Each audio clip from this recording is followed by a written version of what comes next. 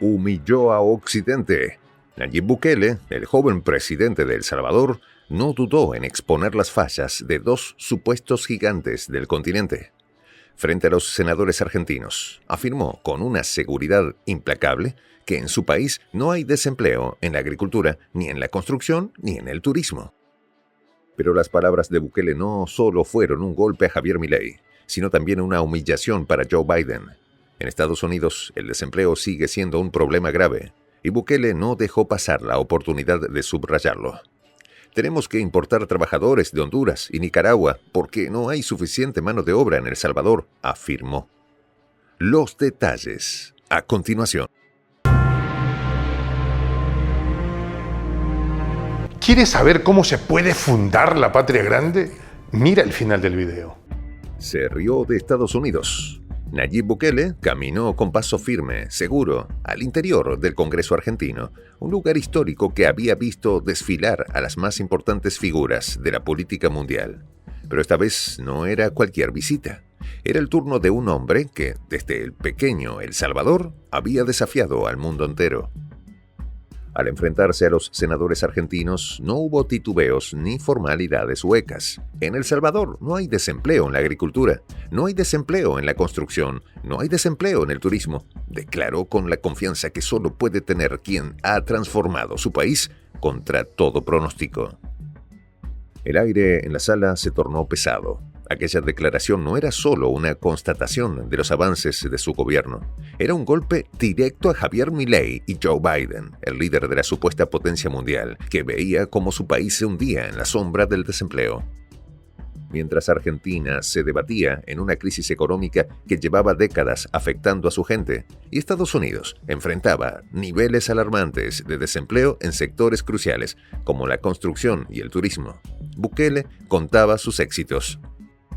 Tenemos que imponer trabajadores de Honduras y Nicaragua porque ya no hay albañiles en El Salvador, dijo con una sonrisa que dejaba claro que disfrutaba cada palabra que pronunciaba. El mensaje, aunque simple, era devastador para Biden, un pequeño país centroamericano, a menudo considerado solo un peón en el tablero geopolítico de los Estados Unidos. Ahora le mostraba al mundo cómo superar una de las mayores crisis que azota a las grandes economías. La ironía no podía ser mayor. Mientras Estados Unidos, bajo el mandato de Biden, se tambaleaba con cifras alarmantes de desempleo y una economía afectada por la pandemia y la incertidumbre, Bukele se prepara con firmeza frente a los ojos del mundo y le daba una lección al gigante norteamericano. No tenemos suficientes trabajadores en la agricultura, continuó Bukele, como si esa fuera la más obvia de las realidades. En un país donde el trabajo agrícola era históricamente uno de los sectores más vulnerables, hoy no solo habían superado el desempleo, sino que necesitaban traer trabajadores del extranjero para suplir la demanda. La crítica a Estados Unidos no se quedó solo en el ámbito económico. Bukele había llegado para humillar a aquellos que se habían posicionado como los líderes del mundo libre, pero que ahora no podían ocultar las grietas en sus propios sistemas. Tuvimos que importar trabajadores, repetía con un tono que no dejaba lugar a dudas. Este era su momento. Con cada frase, parecía que Bukele disfrutaba exponiendo las fallas de un sistema que durante décadas había mirado a países como el suyo con desprecio. Ahora, era el joven presidente de El Salvador quien tenía la oportunidad de devolver ese desprecio y no la desperdiciaría. Además, Bukele no dudó en destacar la rápida y contundente respuesta de su gobierno ante la violencia que azotaba El Salvador. En marzo de 2022, una ola de asesinatos había sacudido al país y la reacción de Bukele fue clara y decisiva. Actuamos rápido, decidido y le dimos todo el apoyo jurídico, las herramientas legales a la Policía Nacional Civil y a la Fuerza Armada para poder hacer su trabajo. Comparado con la aparente inacción de Estados Unidos en temas de seguridad interna, la afirmación de Bukele resonaba como una bofetada. Mientras en Estados Unidos se discutía sobre cómo reintegrar a los delincuentes, Bukele era tajante. El que ya es delincuente, ya violó, ya mató, ya cortó 3 cabezas, no puede estar en la calle. La seguridad en El Salvador, según Bukele, no era negociable. frente a un país como Estados Unidos que se debatía en largas discusiones sobre la justicia penal y la reinserción de criminales, Bukele se mantuvo firme en su postura. Aquellos que han cometido los crímenes más atroces no pueden tener una segunda oportunidad en la sociedad. Tenemos que dejarlo en prisión, sentenció sin vacilar, dejando claro que en su país no había espacio para la indulgencia con los asesinos. Mientras tanto, en Estados Unidos, las tensiones sociales continuaban aumentando, con manifestaciones y disturbios en muchas ciudades, alimentadas en parte por la incapacidad del sistema para controlar la delincuencia de manera efectiva. Bukele sabía que su visita a Argentina no era solo para hablar de los logros de su país, sino también para lanzar una crítica velada, y no tan velada, a las políticas fallidas de Estados Unidos y su presidente. En cada declaración, cada dato, había una clara intención de humillar a aquellos que desde hace años habían intentado dictar cómo debía funcionar el mundo. Ahora era El Salvador el que mostraba un camino alternativo, uno que, a juicio de Bukele, funcionaba mucho mejor que el modelo estadounidense. Y si Estados Unidos no podía mantener el control sobre su propia economía y seguridad, ¿qué derecho tenía de dar lecciones al resto del mundo? El Salvador había dejado de ser aquel país pequeño y olvidado que dependía de las decisiones de Washington. Bajo el mando de Bukele se había transformado en un ejemplo de lo que una política firme y decidida podía lograr. La economía, la seguridad, la educación y la salud eran ahora los pilares de un país en crecimiento, y Bukele no dejó pasar la oportunidad de restregarlo en la cara de aquellos que, como Biden y Milei, no podían hacer lo mismo en sus propios países. Estamos invirtiendo mucho en educación y salud, afirmó, dejando en claro que el progreso no se había limitado a una mejora económica. En un país donde antes todo era precariedad, ahora se construían escuelas, hospitales y nuevas infraestructuras, mientras en Estados Unidos el debate sobre la falta de inversión pública continuaba socavando la estabilidad del gobierno de Biden. Para Bukele, el futuro era claro. El cambio económico es lento, pero los resultados ya están aquí, dijo con convicción. Y mientras Estados Unidos y Argentina seguían lidiando con sus problemas internos, El Salvador emergía como un país capaz de enfrentar sus desafíos y superarlos. Era imposible no notar la satisfacción en el rostro de Bukele mientras pronunciaba estas palabras.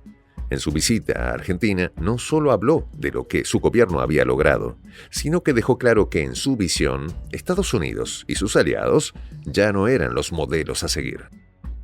Finalmente, cuando Bukele abandonó el Congreso argentino, dejando tras de sí un ambiente cargado de tensiones, las palabras que había pronunciado seguían resonando en las mentes de todos los presentes. No se trataba solo de un presidente orgulloso de los logros de su país. Se trataba de un líder que, sin reservas, había humillado a dos de los hombres más poderosos del continente. Mientras Biden y Milei observaban desde la distancia, quedó claro que Bukele no solo había vencido en la arena política, sino que había hecho lo que pocos se atrevían: reírse en la cara del poder estadounidense. En esta comunidad nos juntamos para, por ejemplo, conversar, interactuar, tener puntos de idea distintos, pero, por ejemplo, también tenemos un club de lectura donde leemos fragmentos de libros que consideramos que son importantes para crecer intelectualmente. También, por ejemplo, hacemos algo como lo que hace nuestro amigo el jefazo ahí en Bolivia. Les cuento la experiencia que me parece fascinante. Él tiene un restaurante ahí en Bolivia. Y en ese restaurante, ahí viene lo que tiene: un televisor. Y ustedes dirán, pero qué impresionante, ¿en qué contribuye que un restaurante tenga un televisor ahí en Bolivia? Una cosa muy importante, porque él, cada vez que abre su negocio, prende su televisor y pone los videos de prensa alternativa. Con eso, todos los días, poco a poco, con pasos muy concretos, él hace que toda la gente que vaya a su restaurante vaya insumiendo el concepto de la patria grande. Y así, pasito a pasito, estamos construyendo la patria grande. Son esos pasos pequeños pero concretos que hacen posible que el proceso de la construcción de la patria grande sea algo que ya comenzó. Un hecho dinámico que no tiene retorno en la historia. Y de verdad, a nosotros nos gustaría que tú seas parte de esa propuesta. ¿Qué tienes que hacer? Muy simple. Dale clic en el botón unirse. De hecho, al hacerlo también contribuirás con una pequeña cantidad de dinero que permitirá que Prensa Alternativa produzca más y mejores videos. De verdad que te esperamos. La patria grande se va a construir cuando tú y yo y toda la gente de buena voluntad de América Latina y el Caribe comencemos a ser comunidad. ¿Cómo lo logramos? Interconectándonos todas las personas de buena voluntad que vivimos en América Latina y el Caribe. Y tienes una oportunidad de hacerlo, uniéndote a nuestra comunidad. Puedes hacerlo haciendo clic en el botón unirse que está en la parte de abajo. Soy el J, Juan José del Castillo, director del canal Prensa Alternativa. Si quieres ser parte de la comunidad de la Patria Grande, suscríbete a nuestro canal.